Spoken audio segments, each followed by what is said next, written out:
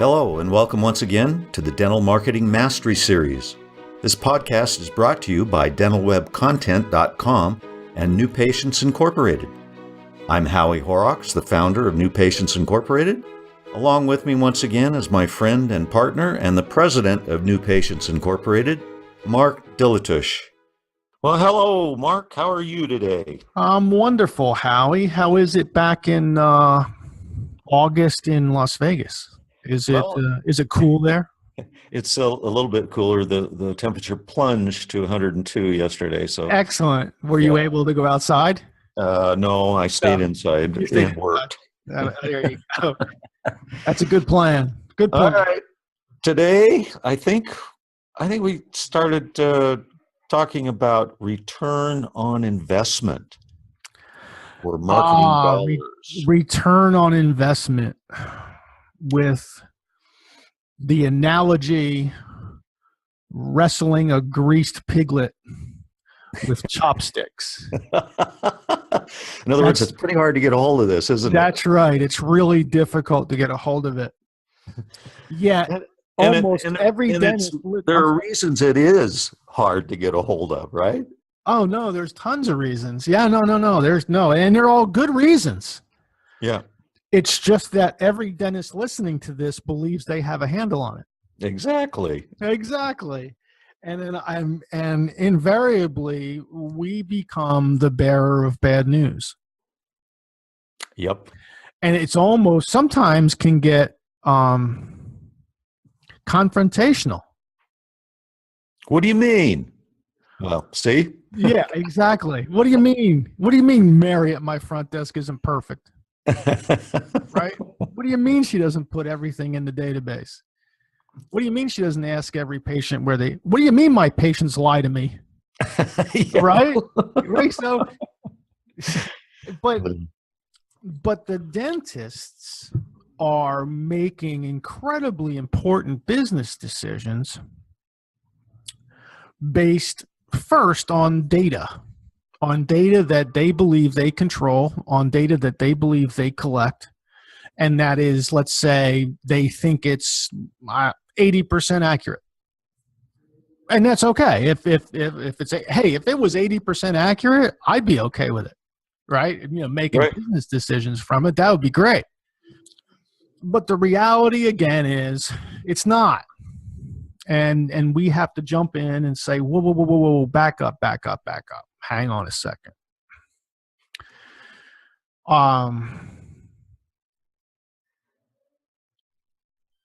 The most common response we get is, I really think my staff really does a great job asking the patients how they found us. Right. How many times in the last 27 years have you heard that, Howie? Oh, yeah. We don't need call tracking because we keep track of it. Yeah, And it's accurate. It's accurate. Okay. All right. So now, dentists normally have never worked the front desk of a busy dental office. So they may not realize that maybe half of the new patients are asked how they found you. And I know you have a form, and on the form it says, how did you find us? And I know that is blank at least half the time. And I know the dentists right now are going, yeah, he's kind of right. It is blank half the time because the dentist looks at it. The front desk is probably peeling some kid off of the ceiling fan in the reception area while she's answering the phone on hold with an insurance company and trying to take the payment from the 3 hygiene patients who are backed up at the front desk. And you're gonna be angry at the person at your front desk because they didn't have the new patient fill in that form properly. No, you're not, because your front desk person is busy with 19 other things. The reality is that you don't get source information on every new patient that comes into your practice. Now, here's another reality. Half of what your patients tell you is a lie. Or just incorrect. Well, it's a lie. Okay. It is. It's a lie. I mean, come on. It's out of laziness and it's out of forgetfulness.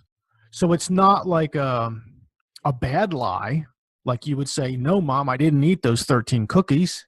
It's not that kind of lie. Okay. But it's still a lie that if you don't know and you give an answer, it's still a lie. Okay. All right. So, and dentists are sitting there on the end of this podcast thinking, no, my patients don't lie to me. Okay. Go back into your dental management software and do a search referral productivity by referral source analysis report and tell me how many of your patients said Yellow Pages in the last 5 years as the source of their new patient experience. And I bet you're not in the Yellow Pages, are you? Well, there's at least 5 patients who have lied to you. So my point is that there's nothing in it for the new patient to be accurate. Nothing. They can say whatever they want, and they will say however they want. Yellow Pages, my friend, I forget my friend's name. I Googled you. That's a famous one. I Googled you. Dentists love to hear that because they give the credit for that new patient directly to their website, right? Right. All right. Now, here's the other problem this creates. Now, let's say that this example practice is doing a combination of online and offline promotion. And let's say a patient comes in and says, I Google, found you on the web, Google. Yet, they received your ad, either in the mail, in the newspaper, however you're promoting your dental practice. Patients are going to tell you the last thing they did, and they're never going to remember the first thing that triggered them. Okay? So far, we have empty referral fields in your database, a front desk person who you must admit sometimes gets too busy to remember everything, and patients who lie to you. Yet the dentist will call me and say, no, I'm 100% accurate. It's a myth. It's a mystery.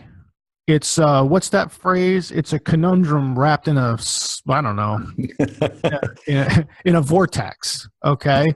Enigma. Yeah, it's an enigma in a vortex in a conundrum being flushed down the toilet. That's what it is. Okay. So the reality is that none of us know the exact source of every new patient. None of us do. Let's all agree to that so that we can work on this together, okay? Because before you go invest X thousands of dollars on your next marketing campaign, don't you want to know, at least within reasonable tolerances, how it's doing? And I think the answer everyone would say is, well, yeah, of course. I thought it was. Well, half of this podcast is to get you to admit that it's not. And the second half is to tell you how to maybe start to rebuild it so that you do. It's still not going to be 100% accurate, but it's going to be a heck of a lot more accurate than it is right now. Okay. So your first step is to go back to where all the problems are. The first step is to put call tracking numbers on any of your external promotion that costs you more than 10% of your annual budget. So if you have a website and you have, let's say, an external direct mail campaign or magazine campaign or paid ads or radio or whatever your offline promotion and your website, you should have a call tracking number on both of those. One for your mailer, one for your website at a minimum. Does it stop there, Howie? Well, no, it doesn't. It starts there, doesn't it? Yes. Yeah, okay. Why would we suggest that? A unique number on each outbound marketing device? Well, when people call those 7 numbers, then there's a website that traps all the information, the date the call came in, the time the call came in, which number was dialed, how long the call was, in some cases, who answered the phone, the location of the prospect, the prospect's telephone number in case you missed the call, whether or not you missed the call. And there's all sorts of other analyses that come into a reporting website for every phone call that comes in from this advertising source. Sounds like useful info. It does. It's very useful, right? Okay, so remember back to our example, sometimes it gets a little crazy up at the front desk. Well, okay. It gets crazy up at the front desk, but if every new patient phone call was recorded, somebody, when it's not so crazy, could go back, listen to those phone calls, and go into the database and update the referral field properly, couldn't they? Yeah. Wouldn't that be special? Right? Now, I'm sorry. Go ahead. There's one other thing, it can also point out to you that, for example, you get a phone call come in and it's, 2:00 p.m. on a Wednesday. Right. You're not at lunch. You're open for business and nobody answered the phone. Oops. This can tell you that, well, it can tell you a lot of things, but it can tell you that your front end is probably overwhelmed. Yes. Or at least was at that point in time. Right. Because missed calls during business hours should never happen, but they do. Right. That's right. And I can tell the dentists who are listening to this podcast that all of you will get pushback from your staff for having tracking numbers on your advertising. It's the same concept as them never wanting a management consultant to ever come into your dental practice. They probably don't want you or anyone else listening to the phone calls either. Okay. So I'm just letting everybody know that. All right. So you have to deal with that up front. But once you have the numbers and people dial the numbers, and you record the information and you listen to the interaction between your team and the person, the new patient on the telephone, and you know what day and time, and you know which ones you missed. It's funny, when a dentist doesn't know they're missing new patient phone calls, they hardly ever wince. But when you tell them that they're missing 13 new patient phone calls a month, they wince. Yeah, that's wasted money. That's just, you might as well just take hundreds. It's sort of like going to Disneyland. Just get a tissue dispenser, take all the tissues out, fill it up with $100 bills, and just walk around and throw it at Mickey and Donald. Okay? It's basically what it's like. You're just throwing money away, right? And that makes a dentist wince. Mark, you remember this. I mean, sometimes during our live presentations, we'll just ask for a show of hands in the audience. How many of you would like to increase your marketing effectiveness, your marketing ROI, without spending any more on marketing than you are right now? That's right. And of course, everybody's hand goes up. Right. And then we say, this, what we're about to tell you, will increase your marketing punch by 20%. Right. And it's in 3 words: answer your phone. Answer your phone. Right. It's actually 18.8%. 18.8 is what we've discerned are missed calls. Missed. Yeah. Yeah. Missed, totally, completely missed. We're experts. We are, I don't know, we're tooting our horn here, but dentists come to us because we know how to get the top half of the dental market to react and come into their office. Let's just call it like it is, okay? And the only thing that we create in our entire company that generates a phone call to an answering machine where the new patient actually leaves a message is our 8-page magazines. Every other thing that every other management or marketing company will ever do to produce new patient phone calls for you, when those new patients call and get the voicemail, they will hang up. Yep. Okay. They're not calling back. Not unless they got our magazine. If they got our magazine, they'll leave a 25-minute message. Okay. Yeah. But still, I mean, magazines aside, the bottom line is you're never going to get to our magazines unless you handle this first. So let's focus on handling this correctly first. If you have a day off during the week and you're not covering your phones, you're going to see this show up in your call tracking, right? Okay, you're going to see 18.8%. 18.8% of all of the calls that come in, new patient calls that come into all of our offices in an aggregate, are missed. And they're not being missed because new patients are calling on Sunday mornings at 9:30. These are calls between Monday and Friday, 8 to 5. So anyway, now, but wouldn't that be nice to know so that you can grow your ROI? Right? Right. Okay. Everybody says they want to grow their ROI. Well, you can't just look at your advertising guy or gal. You can't just look at your marketing company. Okay. Some of this stuff, unfortunately, is you and your staff. Some of it is systems, and arguably some of it is communication. Okay. But we always focus on the system side first. If you can somehow stop 18.5% of your new patient calls from being unanswered and going to voicemail and having a hang up, boy, that's an advancement. That's an improvement in ROI immediately. And that's always something that we would gravitate toward and put in front of you.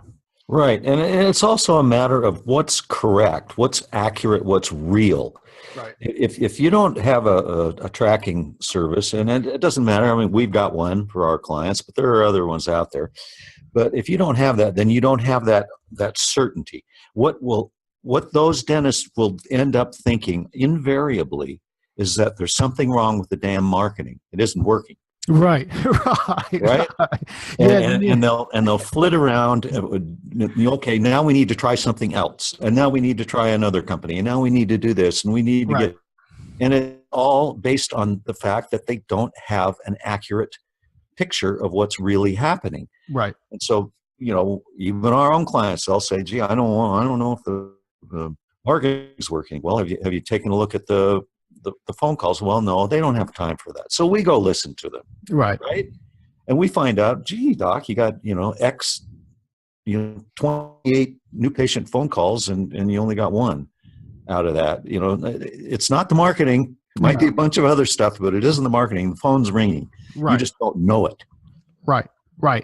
Yeah. And there's all kinds of things that will spin off of this first podcast, because call tracking is one thing. Covering your missed calls is one thing. There's a company now who will put a widget on your website and integrate with your practice management software, where new patients can actually book their appointment right there on your website, and it won't double and triple book them. It's not like other systems. It actually integrates real tight with your practice management software. So there might be an answer right there. That's 24/7, 365 coverage for new patient appointments from the internet, right? So there's several ways now that we can help you begin to put together a real cohesive, orchestrated, properly functioning, properly operational overall total marketing plan. A total marketing plan is really, honestly, Howie, it's part us and part client. Don't you agree? I mean, yes. We have clients that we've blown the door. The number of phone calls was above our expectation, right? And they're in a 1 to 1900 market. We tell the doctor, well, it's going to be a little better than average, and all of a sudden, boom, call volume and call quality just skyrockets, and a doctor calls and says, yeah, I don't know what I'm getting from it. They're like, oh my God, are you kidding me? So this podcast, and there's all kinds of other issues when you talk about ROI. This is really the first ROI podcast. We'll call this ROI call tracking, I guess. Okay. Yeah. But there's going to be, I can guarantee you there's going to be one on blocking new patient appointments. There's definitely going to be some time devoted to not only blocking new patient appointments, but finding that sweet spot of being booked out in the doctor's book. We have many clients over the years who got too full and they didn't recognize it when it happened, and that's a problem. You never want to you never want to market your way into a situation where a patient has to wait more than a week or so to see the dentist. Okay. Right. So then we can talk about balance, and then we can talk about, oh my God, it's like an ancestry tree of ROI. Oh yeah, that's another whole subject. That's a whole other probably 2 podcasts, right? That we will do for you, but for this podcast, here's what you learned from this one. I hope this is what you've learned. Come to peace.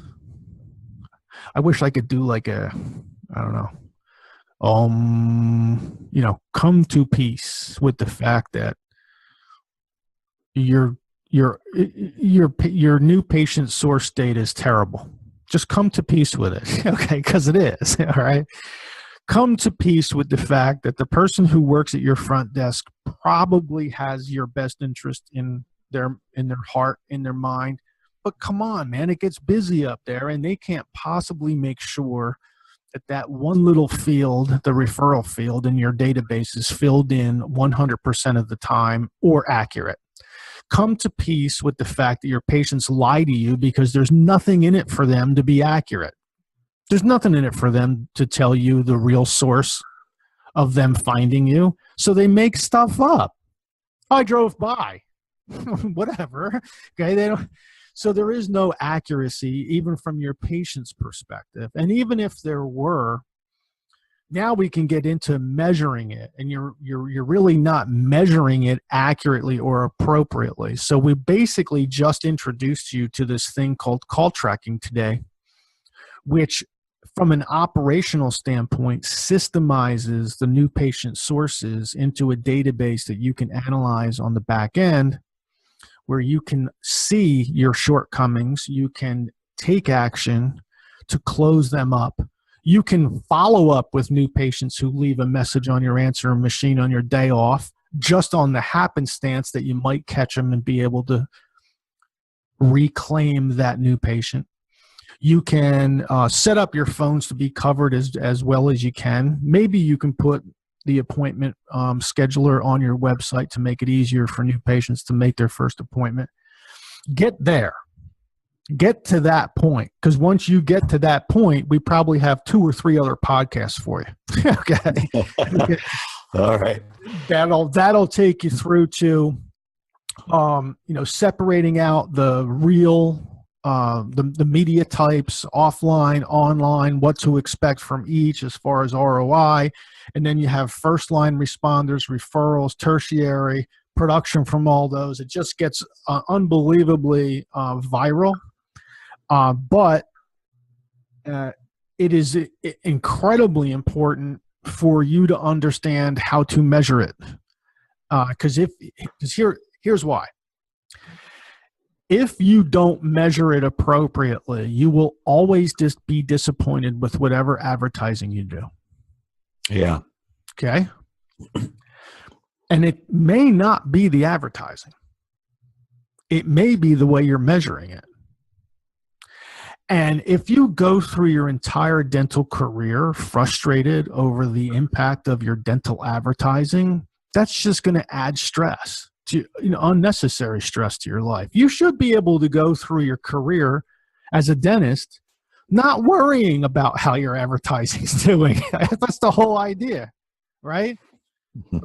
So, this start and stop, this didn't work, I'm going to move on to this. I mean, Howie brought it up before. That's a terrible, terrible way to go through a dental career. So with this podcast and the future podcasts on ROI, we're hoping we can help you bridge that gap so that your advertising is as predictable as humanly possible and creating a great return. Great, Mark. Well, nice talking with you again today. You got it, sir. And to all of you out there listening, we'll see you again next time. Bye-bye. We hope you've enjoyed our podcast today. You can find more podcasts on our YouTube channel, on Stitcher, and iTunes. Also on our websites, dentalwebcontent.com and New Patients Inc.